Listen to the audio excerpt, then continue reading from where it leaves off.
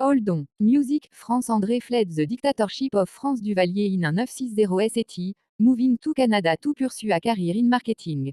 Hello, how are you? Now retired, and defend the right of migrant and undocumented people. Oh, here's Mr. France. How are you? Good. Are you doing well? Are you okay? I'm fine. How about you? I'm fine. You can imagine. We're in the thick of it. In this church converted into a shelter, Kesha Este, also of Haitian origin, is seeing more and more migrants from her community coming to Canada. This is the men's level. They stay here for a few days during the 1 to 3 months transition.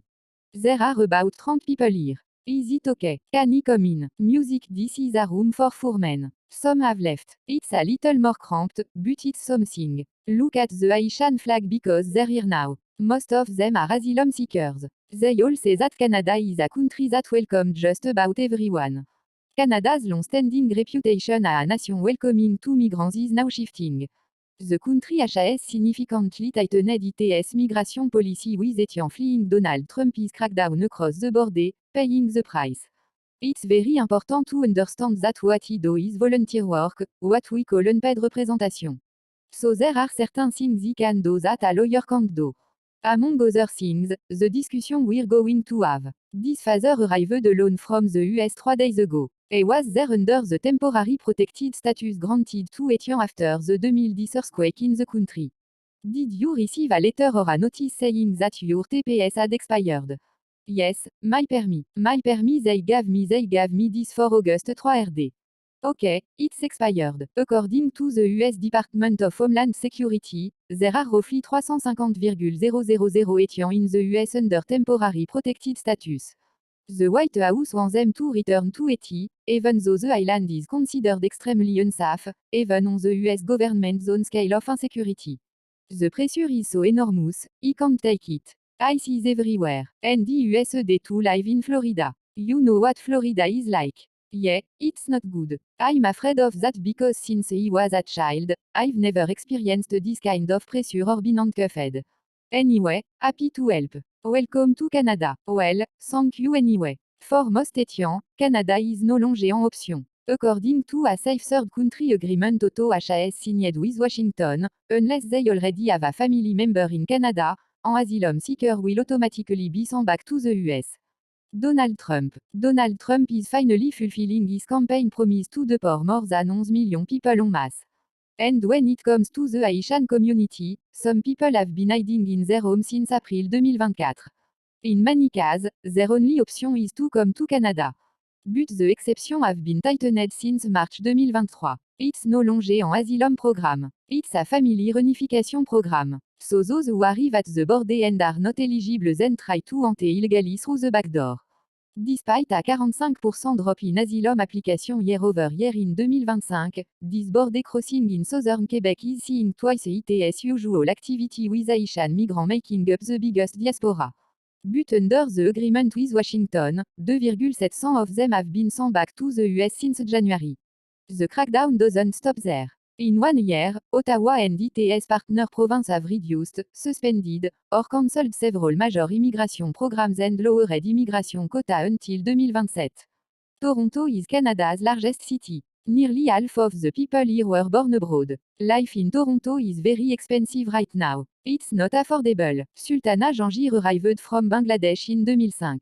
Get a job is right now is a golden deer. It's not so easy to get it. So you see before that there is some families immigrant women those who are skilled workers the doctors the engineer waiting almost 2 to 3 years right now to getting job and not only their professional field also in the survival job it's very hard retail sector fast food sector lost job allo based in Scara a working class suburb of Toronto she runs a support and guidance program for women from South Asia where most of the immigrants here come from. Hey Jama, how are you? Yeah, good, okay, so he came to pick up you for the work. Yeah, how's your children? Are they going? Hey children, how are you? In Montreal and Vancouver, the housing occupancy rate in Toronto is close to 100%. People often have to spend half their salary or more on rent. This is the kitchen. We are living in a 2-bedroom apartment. 8 people together. This is 1 bedroom that our family will live here. Jumarani Paul invested all her savings and borrowed nearly 50 euros Canadian around $30 to pay for her business management course in Toronto.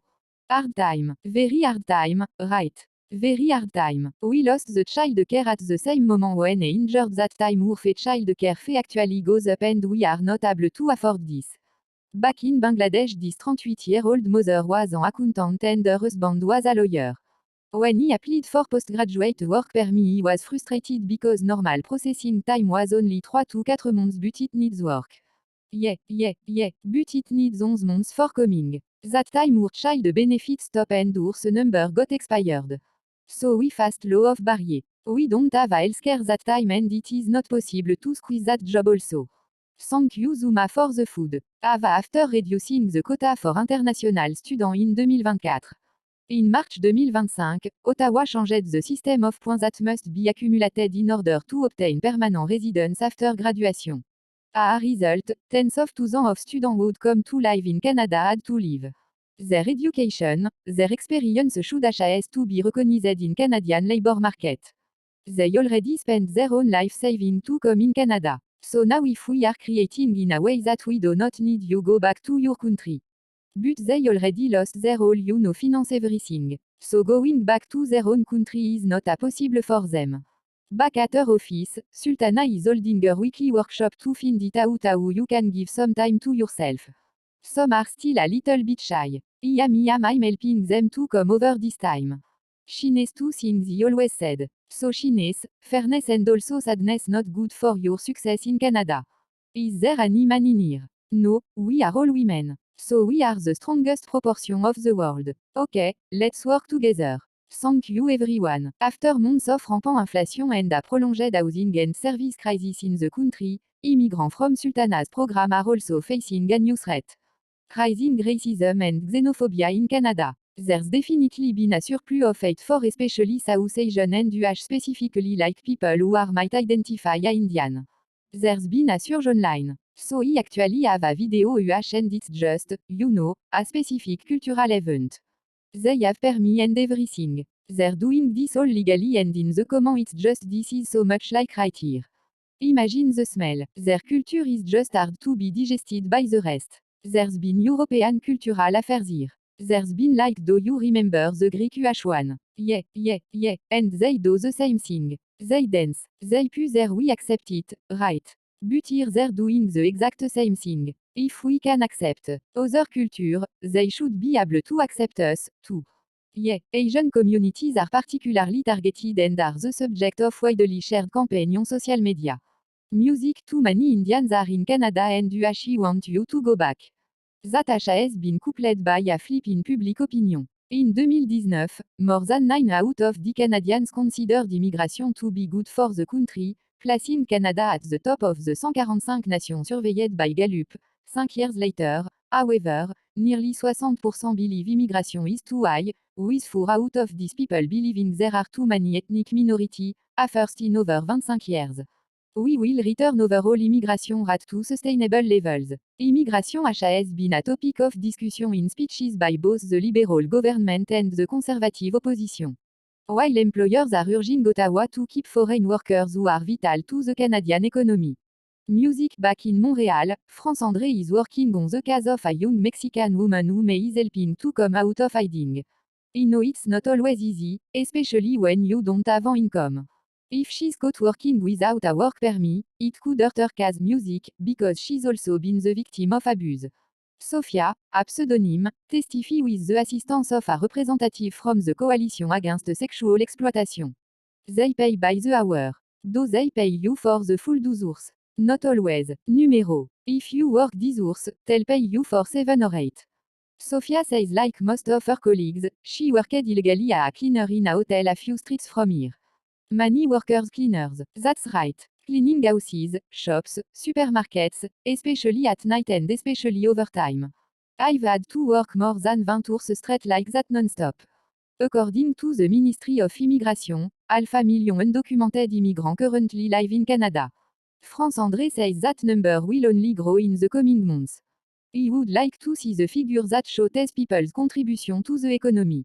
No one talk about that. These are not people who will have the same privilege, the same labor standard and protection.